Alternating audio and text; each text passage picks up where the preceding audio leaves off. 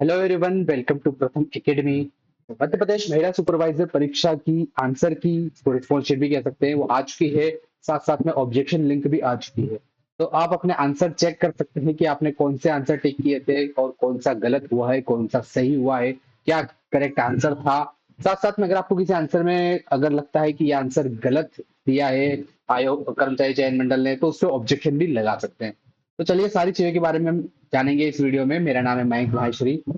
तो अगर जब आप पीईबी की वेबसाइट पे जाएंगे, ईएसबी की वेबसाइट पे, तो यहाँ पर अगर आपको नहीं दिखता है अगर रिस्पॉन्स शीट का ऑप्शन, वैसे तो यहाँ पर आपको सामने दिख जाएगा, पर नहीं दिखता है तो यहाँ साइड में क्वेश्चन ऑब्जेक्शन रिस्पॉन्स शीट का ऑप्शन है। ठीक है, मोबाइल से भी एक्सेस हो जाएगा। इस पे आप क्लिक करेंगे तो ऊपर ही ऊपर आपको मिल जाएगा पर्यवेक्षक रिक्रूटमेंट टेस्ट 2024। ठीक है, आज ही ये लिंक अपलोड हुई है। अब यहाँ पर आप क्लिक करेंगे, एक नया पेज आपके सामने ओपन हो जाएगा। इसमें दिया है ऑब्जेक्शन लिंक 17 अप्रैल से 20 अप्रैल, तो 20 अप्रैल तक आप इसमें ऑब्जेक्शन लगा सकते हैं किसी क्वेश्चन। जैसे ये एक्सटेंड हो जाएगी क्योंकि सिर्फ 3 या 4 दिन दिए हुए हैं और आज का दिन तो हो गया है पूरा। तो यहाँ पे आप 20 तारीख तक इसमें ऑब्जेक्शन लगा सकते हो। अब आपको चेक करने के लिए पहले यहाँ पर एक ऑप्शन दिया हुआ है ऑब्जेक्शन ट्रैकर लॉगिन, तो यहाँ पर आपको क्लिक करना है, लॉगिन करना है। ठीक है, लॉगिन करने के लिए आपको क्या क्या चाहिए? आपको एप्लीकेशन नंबर चाहिए, आपके एडमिट कार्ड पे जो एप्लीकेशन नंबर लिखा हुआ है आपको वो यहाँ पर फिल करना है। टीएसी कोड यहाँ पर आपको फिल करना है जो कि एडमिट कार्ड पर रहता है, अल्फाबेट और नंबर के फॉर्म में रहता है टीएसी कोड, वो आपको फिल करना है। आपको अपने डेट ऑफ बर्थ फिल करना है। ध्यान रखिए डेट ऑफ बर्थ के बीच में कोई भी डैश या फिर स्लैश नहीं आएगा, जैसे कि आपको एग्जांपल दिया हुआ है। अगर मान लीजिए आपकी डेट ऑफ बर्थ है 1 फरवरी 1990, तो आपको 01021990 ऐसे भरना है। बीच में कोई भी स्लैश या डैश आपको नहीं भरना है, सीधा सा नंबर में आपको भरना है। फिर आपको कैप्चा कोड यहाँ पर भरना है और ये सारी चीजें आपको फिल करके आपको साइन इन पे क्लिक करना है। साइन इन पे जैसे ही आप क्लिक करेंगे आपके सामने पेज ओपन हो जाएगा। यहाँ पर आपकी एग्जाम डेट, जिस दिन आपकी एग्जाम डेट थी वो डेट यहाँ पर आ जाएगी, आपकी शिफ्ट यहाँ पर आ जाएगी। ठीक है, ऊपर आपका नाम आ जाएगा। अब यहाँ पर आपके सामने ऑप्शन दिखेंगे, तो सबसे पहले आप अपनी रिस्पॉन्स शीट चेक कर लीजिए, मतलब आंसर की आप चेक कर लीजिए कि आपने कौन कौन से आंसर यहाँ पर लगाए थे, कौन कौन से आंसर टिक किए थे। तो आपको रिस्पॉन्स शीट पे यहाँ पर क्लिक करना है। अब जैसे आप यहाँ पे रिस्पॉन्स शीट पे क्लिक करेंगे आपके सामने ऊपर सारी डिटेल आ जाएगी, आपका रोल नंबर आ जाएगा, आपका नाम आ जाएगा, अब जो एग्जाम का डेट है, शिफ्ट है और टाइम वो आ जाएगा। अब यहाँ से आप आपके आंसर्स चेक कर सकते हैं कि कौन कौन सी यहाँ पर आपने आंसर्स लगाए हैं। सारे आंसर्स यहाँ पर आपको दिए हुए हैं, नीचे आप स्क्रॉल करके आपके आंसर्स यहाँ पर चेक कर सकते हैं।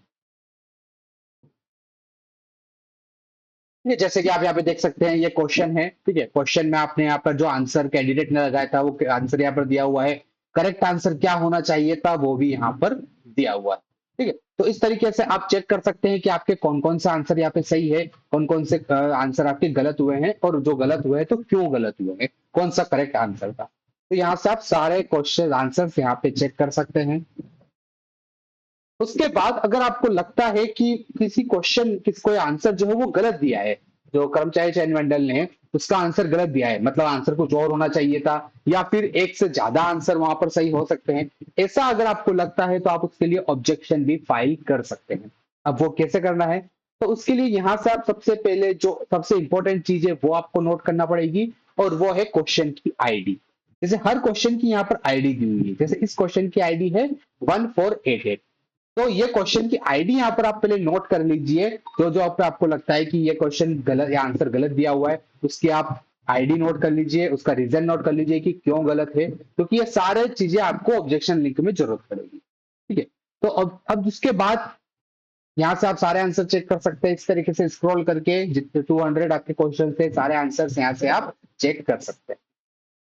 अब अगर आपको ऑब्जेक्शन लिंक पे जाना है तो फिर से आपको उसी पेज पे जाना पड़ेगा। ओके, मेन पेज पे आने के बाद अब यहाँ पर आपके सामने पहले रिस्पॉन्स शीट का ऑप्शन था। अब आपको अगर ऑब्जेक्शन लगाना है किसी क्वेश्चन पे, तो यहाँ पर आपको ऑप्शन दिया हुआ है एड ऑप्शन, एड ऑब्जेक्शन, यहाँ पर आपको क्लिक करना है। ठीक है, एक और उससे पहले मैं एक चीज बताना चाहता हूँ कि मान लीजिए कई बार क्या होता है ना कि जैसे आप क्लिक कर रहे हैं व्यू रिस्पॉन्स शीट पे, लेकिन वो ओपन नहीं हो रही है, रिस्पॉन्स शीट ओपन नहीं हो रही है, हम क्लिक करते जा रहे हैं लेकिन ओपन नहीं हो रही है। तो उसका रीजन ये है, कई बार जो किसी वेबसाइट का पॉपअप है वो ब्लॉक रहता है। पॉपअप ब्लॉक मतलब कि ये जो आप जैसे अगर आप मोबाइल में एक्सेस कर रहे हैं, पीसी में एक्सेस कर रहे हैं, तो जो बार होती है एड्रेस बार, इसके साइड में यहाँ पर आपको ऑप्शन दिख जाएगा। अगर पॉपअप ब्लॉक है तो इस तरीके से आपको ऑप्शन दिखेगा, जैसे यहाँ पर एक बता रखा है। इस तरीके से आपको ऑप्शन यहाँ पर दिख जाएगा, ये ऊपर स्टार के पास है। अगर ये ऑप्शन ये जो ऐसा बना हुआ है रेड कलर का, इस तरीके से कर्सर के पास आप देख सकते हैं, अगर ऐसा ऑप्शन आ रहा है मतलब कि वो पॉपअप ब्लॉक है। तो आपको कुछ नहीं करना है, आपको बस उस पर क्लिक करना है और यहाँ पर आपको ऑलवेज अलाउ पॉपअप, इस पे आपको क्लिक कर देना है, डन करना है। फिर जैसे आप रिस्पॉन्स पे क्लिक करेंगे वो ओपन हो जाएगा। ठीक है। अब अगर आपको ऑब्जेक्शन लगाना है तो आप यहाँ पर एड ऑब्जेक्शन ऑप्शन है, यहाँ पर आप क्लिक कर सकते हैं। जैसे क्लिक करेंगे आपके सामने नई विंडो ओपन हो जाएगी ऑब्जेक्शन लगाने के लिए। तो इस तरीके से आपके सामने विंडो ओपन हो जाएगी। ऊपर आपका सारी डिटेल रहेगी, roll number, date of birth, तो सारी डिटेल रहेगी। क्वेश्चन पेपर का यहाँ पर जो शिफ्ट है उसका नाम भी रहेगा। अब जैसे मैंने कहा था कि आपको यहाँ पर किसी क्वेश्चन पे अगर आपको ऑब्जेक्शन लगाना है तो 7th नंबर का यहाँ पर ऑप्शन है क्वेश्चन आईडी, जिस तरह आप आपत्ति दर्ज करना चाहते हैं। अब यहाँ पर आप क्लिक करेंगे तो यहाँ पर आपके सामने क्वेश्चन नहीं आएगा, यहाँ पर आपके सामने उस क्वेश्चन की आईडी आएगी। इसलिए जिस क्वेश्चन पे आपको ऑब्जेक्शन लगाना है सबसे पहले आपको उस क्वेश्चन की आईडी लिख के रखना पड़ेगी, उसकी आईडी आप रख लीजिए। ठीक है, यहाँ पर आप उस क्वेश्चन की आईडी सिलेक्ट कर सकते हैं। मान लीजिए आपने आईडी रखी, ये आईडी आपने सिलेक्ट कर ली। अब उसके बाद क्या करना है, उसके बाद आपको यहाँ पर आपत्ति का प्रकार, किस तरीके की आपत्ति है, मतलब क्वेश्चन जो इनकरेक्ट था या फिर एक से ज्यादा ऑप्शन करेक्ट है, कोई भी ऑप्शन करेक्ट नहीं है, हिंदी और इंग्लिश का जो ट्रांसलेशन था उसमें कुछ मिस्टेक है, प्रिंटिंग एरर थी। ठीक है, मल्टीपल करेक्ट ऑप्शन है। आपको जो लगता है ऑप्शन यहाँ पर आप सिलेक्ट कर सकते हैं। यहाँ पर आप ऑप्शन की आईडी यहाँ पर सिलेक्ट कर सकते हैं। कमेंट आप यहाँ पे लिख सकते हैं आपकी क्यों, क्योंकि कमेंट लिखना बहुत जरूरी है कि क्यों लगता है आपको, क्यों क्वेश्चन गलत था या फिर एक से ज्यादा सही है तो ऐसा क्यों था, आपको पूरा एक्सप्लेनेशन यहाँ पे लिखना पड़ेगा। फिर आपको अब उसके साथ प्रूफ भी लगाना पड़ेगा।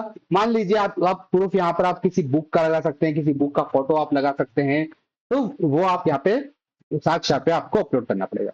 लेकिन जो भी प्रूफ आप लगाते हैं वो आप एक जेन्युइन बुक का, मतलब जैसे किसी यूनिवर्सिटी की बुक है, कॉलेज की बुक है, इस तरीके की जो बुक होती है जो गवर्नमेंट पब्लिकेशन की है, वो ज्यादा मान्य होती है।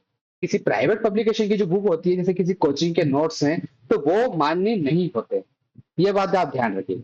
ठीक है, आप किसी कॉलेज की जो बुक्स होती है, जैसे इग्नू के नोट्स हैं, इस तरीके की यूनिवर्सिटी के नोट्स हैं, जो बुक है या फिर पीडीएफ है, उसका अगर आप प्रूफ लगाएंगे तो वो ज्यादा मान्य होगा।